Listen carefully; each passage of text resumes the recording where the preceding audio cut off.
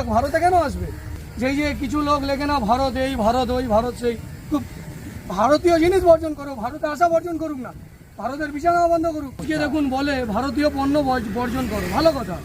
আমি নিজে শক্ত হবো, তারপর তো আমি আপনার সাথে লড়বো। আমি ভারতীয় হয়ে আমি ভারতের নামে যেমন বদনাম করে না, খুব বুকে লাগে। ভারতের সেই ক্ষমতা আছে বলে ভারত রুপিতে রাশিয়ার থেকে তেল কেনে, পাকিস্তান আমেরিকার বিরোধিতা থাকা সত্ত্বেও বাংলাদেশকে বেচে। বাংলাদেশ সেই ক্ষমতা অর্জন করুক, আমার খুব খারাপ লাগে। আমি ভারতীয় হয়ে যেই যে কিছু লোক লেখে না ভারত এই ভারত ওই ভারত সেই, খুব ভারতীয় জিনিস বর্জন করুক, ভারতে আসা বর্জন করুক না, ভারতের বিছানা বন্ধ করুক।